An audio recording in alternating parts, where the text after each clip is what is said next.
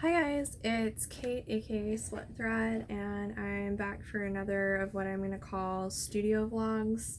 I am going to get some edited videos up at some point, but until then I think I'm just going to show you guys updates and what I'm working on. Oh, that chair really squeaks. Okay, I'm not gonna do another take because this is like the third time I've tried to shoot this video. There was a giant bug that got in through the door when I walked in here tonight, and so I thought I'd shoot him out and I didn't, and so one of my takes involved me shrieking about a dragonfly.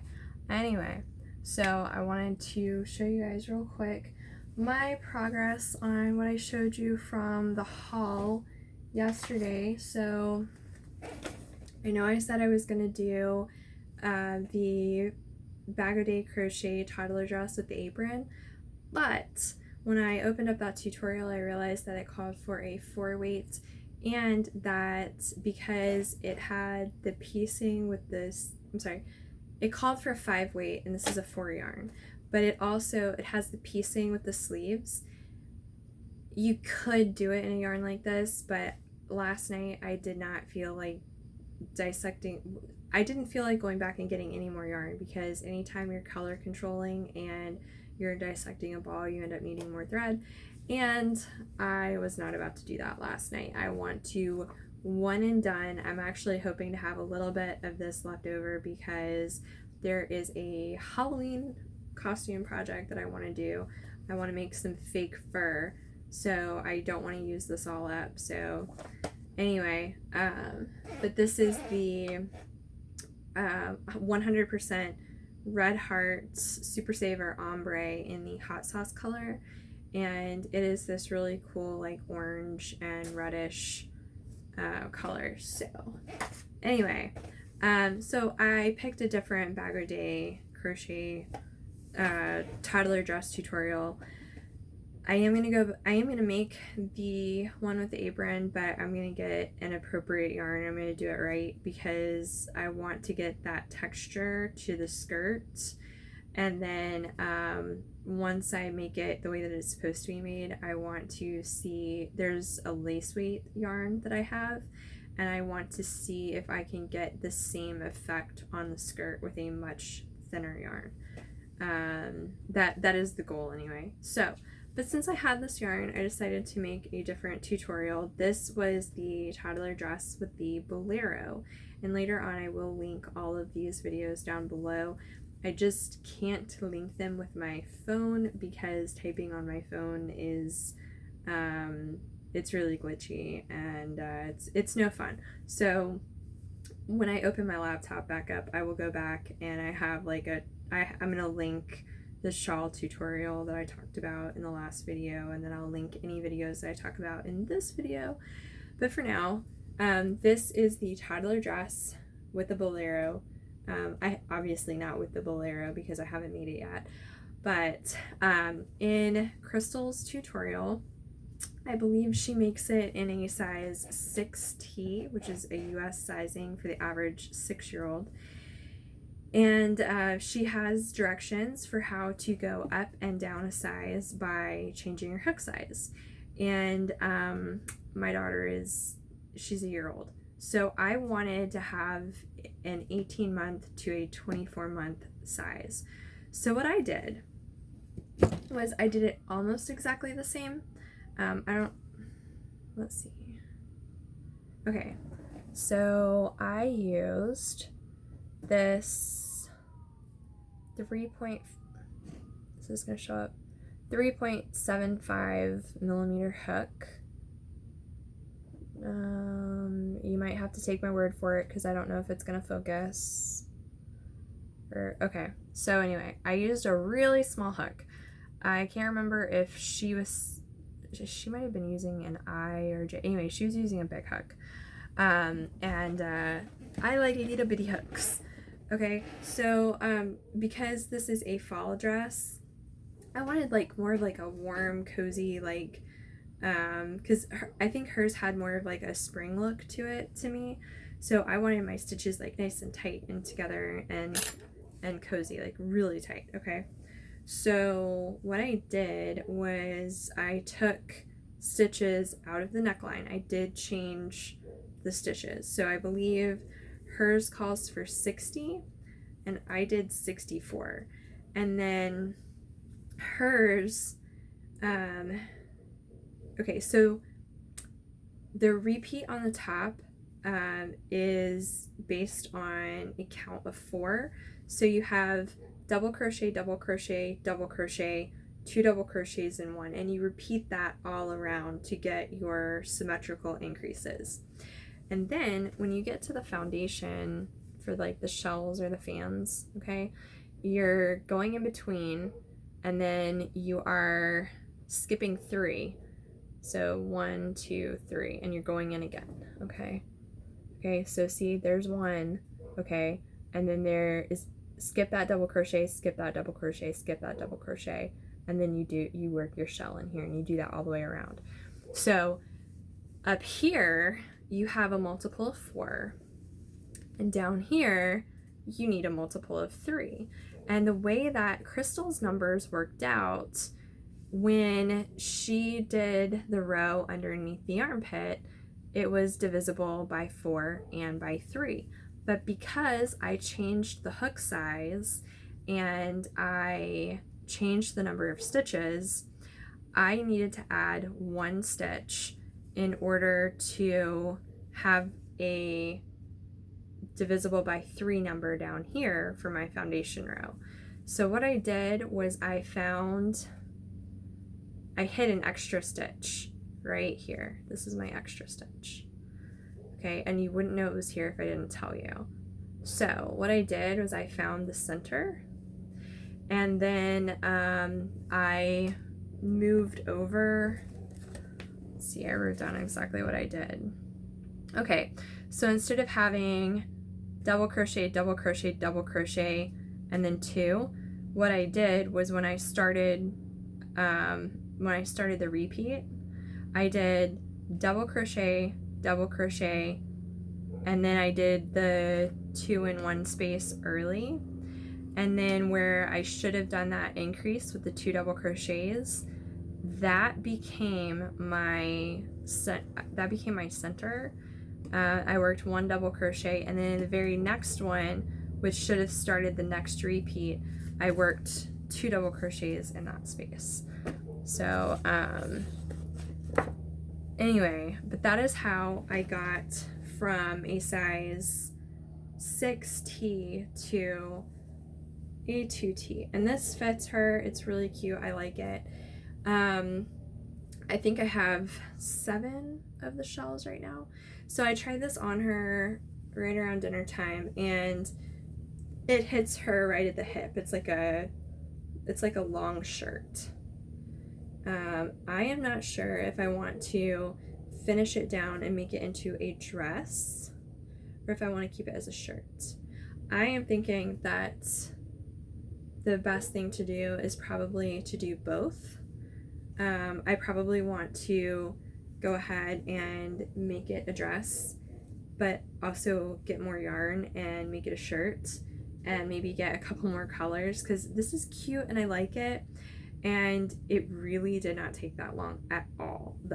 Crystal's directions are awesome as always, and I'm really happy. Like I really like the way that this fits, and I am excited that I will be able to make, this pattern, or the real pattern, once she gets a little bit bigger. Anyway, I will be able to make like spring and fall versions all the way up until she is school aged. I really love, if you can see like the ripples on it's got like these little ridges. Yeah, right here in the light you can see like the ridges. I really like that detail. I think it is adorable. This just looks like so cute. I'm not sure if I'm going to do anything to finish the sleeves, and I may end up making a different jacket. I'm definitely going to make Crystal's bolero, but I might make something else just to match that one particular jacket. Anyway, so I like how that's going. Just gives me more reasons to buy yarn, because I still need to make the one that I started out to make with the apron and the green dress in a size 5. So my next shopping list will include an appropriate size 5 yarn and a coordinating color to do the apron in. Okay, but my daughter has grown. I used to be able to get the front and back of a bodice out of a fat quarter. And a fat quarter is usually like 18 by 21 inches. I can't do that anymore. She is just a little bit too tall, so I can't do that anymore. I need to start, I need to just like stop buying the fat quarters. But what I did, since my plan would not work out, I had enough of the dinosaur fabric to do, I am doing the back in the dinosaur fabric instead of the dark blue fat quarter. And the way that this works is you cut one and it's self-lining, okay? And then this will be the opening where I have the snaps. So they have to match. It's not like I can use, well, you could use one color for one and one for the other. There's no rule that says you can't. But this is what is going to be, that's going to be the overlap for my back, okay? So I was going to do that in the blue. Now we're doing the dinosaur fabric. Okay, now I was going to do this as, I was going to try a pattern for bloomers, and I think I will try that at some point, but not with this fabric. I decided to go ahead and line the front of the bodice. The front of the bodice is dinosaurs. Anyway, I'm gonna line the front with the green because I think that the light blue is definitely in this pattern. I just thought that the green, you know, if it does peek through, I think it's just a little bit cuter. I think it's a prettier color. It's gonna look like I put it there on purpose. And I think with the light blue, you know, it might look like it's just the wrong side of the fabric. So I'd rather have like that extra little color pop. And then I have these skirt panels that I cut. I cut 2 of them. So it's gonna be a decently gathered skirt. I'm making it a little bit fuller. I'm making it, oops, there's my hole punch. Anyway, I added a little bit of fullness to this skirt because reasons. Okay, so that's it for the dresses. I also have the clone fabric, which I washed everything and I starched it and I ironed it, but I have not cut out the clone dress. So I will be working on that soon too. But last but not least, I mentioned embroidery files last night, so I thought I'd show you those. Ricky Gardner from String Theory Fabric Art, she just had a sale. Congratulations to her. She is somewhere on YouTube. I think she does tutorials for her patterns, but she just reached 17,000 people in her Facebook group. And I am not on Facebook, but I am in her mailing list. And she sent out a discount code. It was 65% off for her reaching 17,000 celebration. So I loaded up on embroidery patterns that I have wanted for a while, but they were ones that nobody else was interested in, or that were just some of these were too time consuming for them to be profitable with my machine. So it's too hot right now to use this machine. Guys, this is Bertha. I should have introduced Bertha.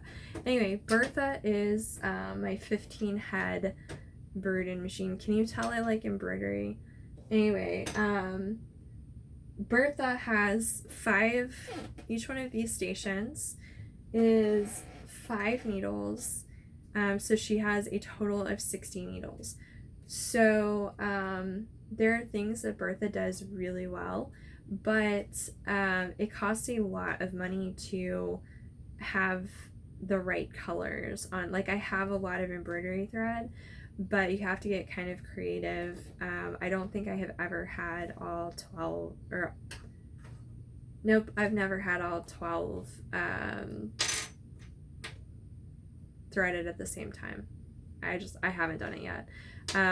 But anyway, she does really great with freestanding lace, jewelry patterns where I'll quit doing that. That's probably really irritating.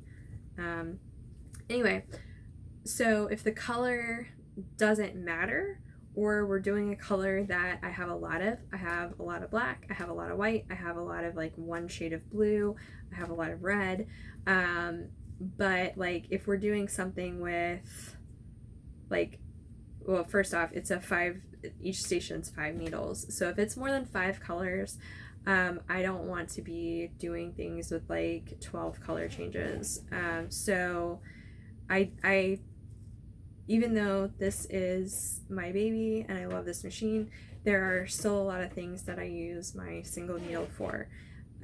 So I always use my single needle for like all of like my stitch outs anytime I make something for the first time. So I have a single needle Janome, I think it's a 350E. It's the equivalent, I think, of the really popular Brother. I think it's a PE800. Same machine, different manufacturer. It's a 5x7 hoop.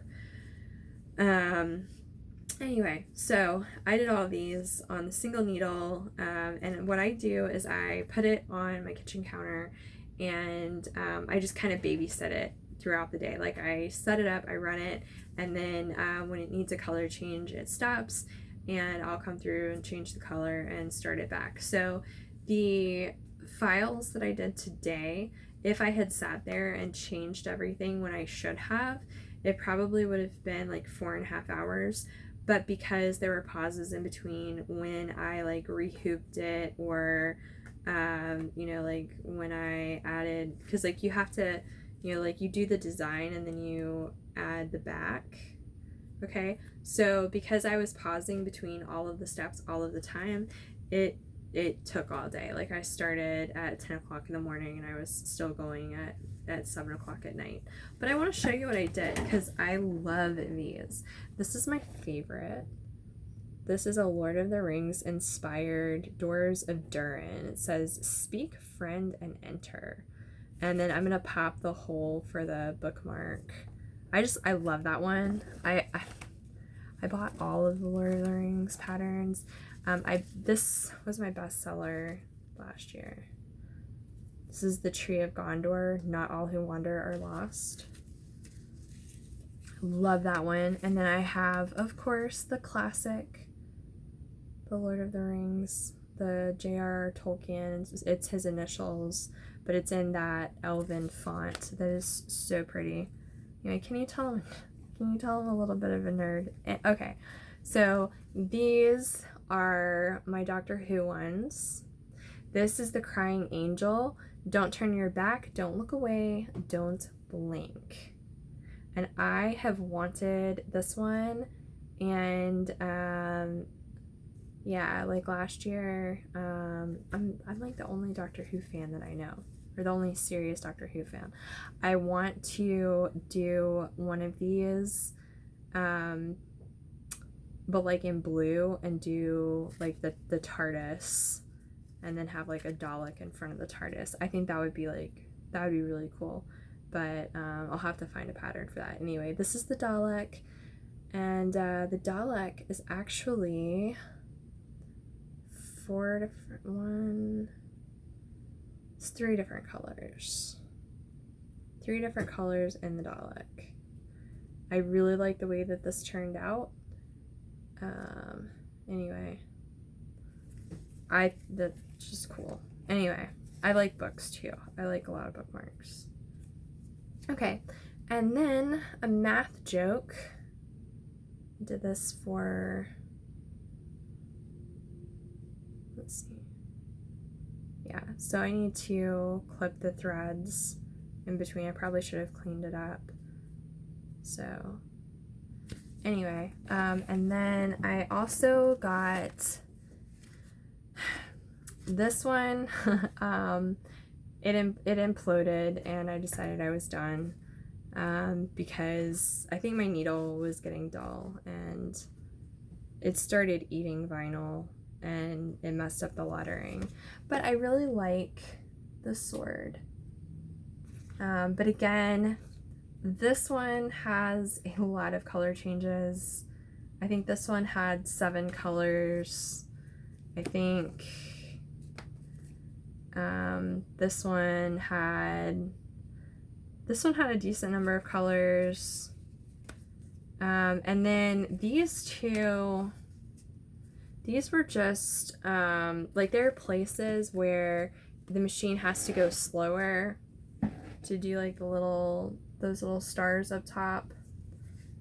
And then here where it's stitching the outline of the angel, there are places where it slows down, and then there are also places like on the lettering where the machine actually, like the needle speed decreases. And so even though these aren't really high stitch counts, part of the reason why I didn't buy these last year is because, oh, sorry about that. Before I got the big machine, it's not really cost effective to tie up my single needle, because I was doing this as a business. It's not cost effective to tie up my single needle on something that is going to take like an hour and a half, and then each hooping gives me 2 items. So it's better to find something that will sell and that will take less time. So if it takes like 20 to 25 minutes, like that's better if you have a single needle machine. So these I made for myself.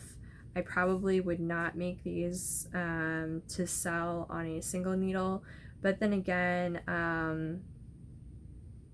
I mean, like, I'm definitely not gonna like load up this machine, and I mean, thread cones are expensive, and this machine fully loaded takes 60 cones of thread, so I am never going to load up this machine to do things like this.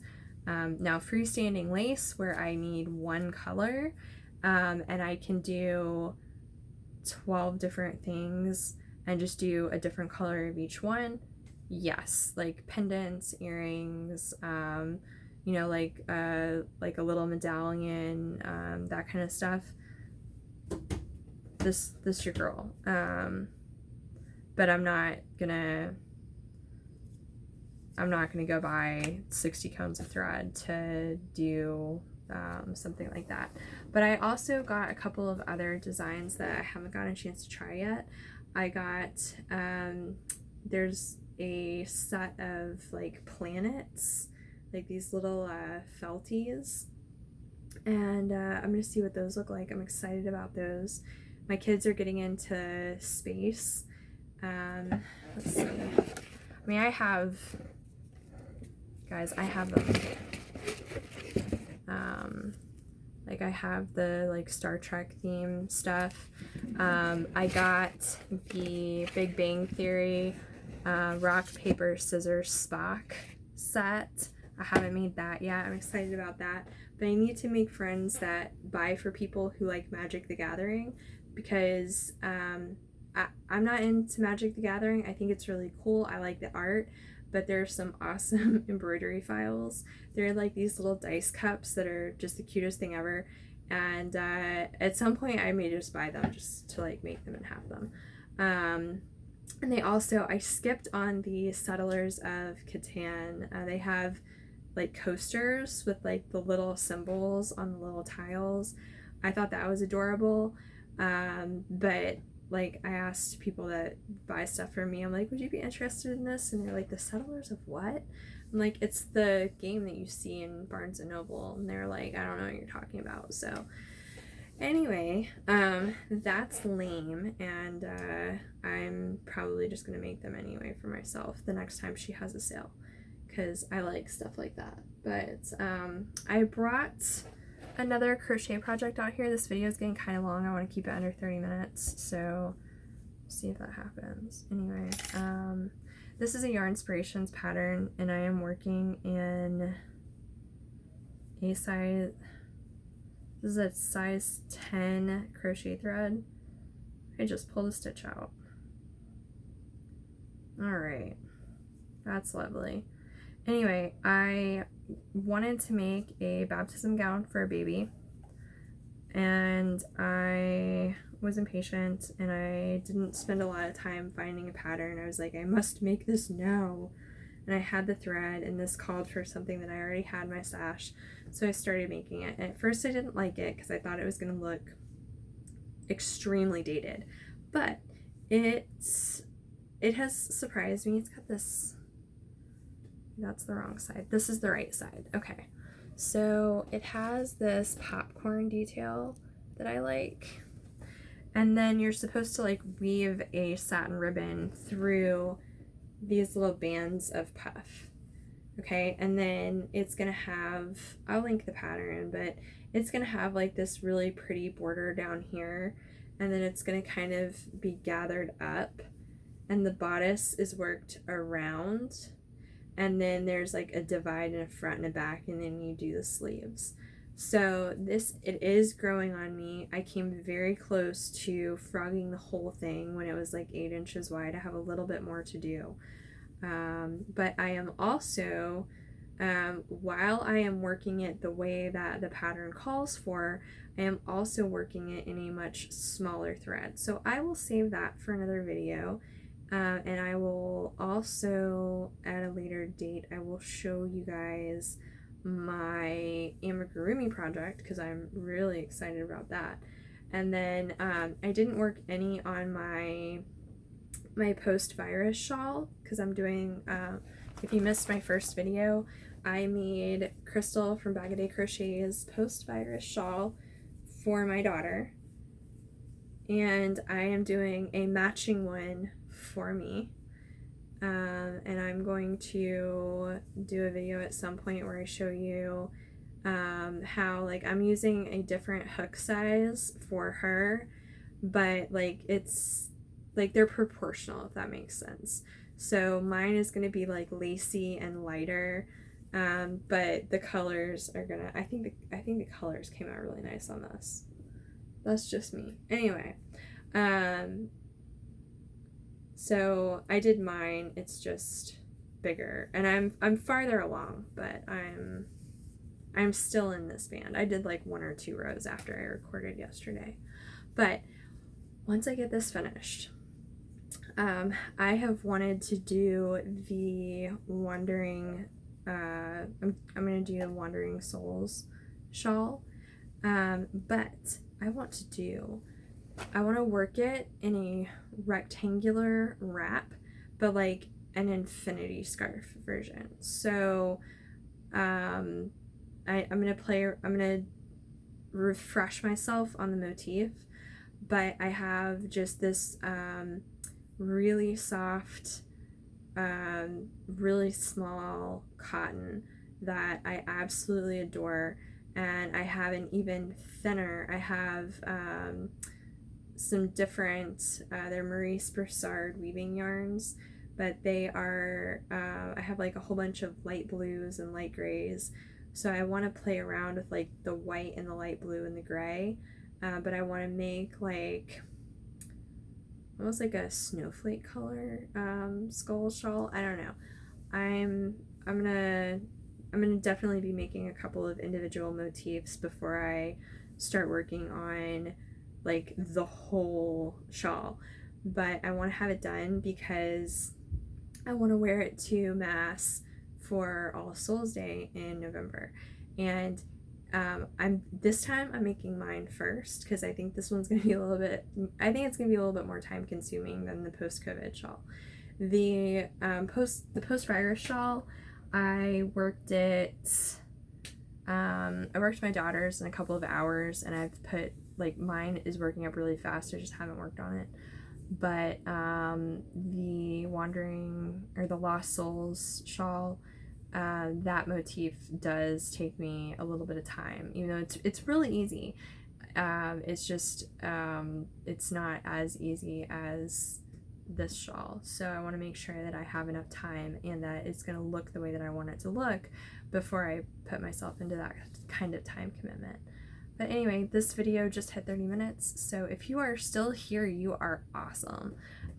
So anyway, stick with me and I will be back with updates later. So have a good night. Thanks. Bye. Come on.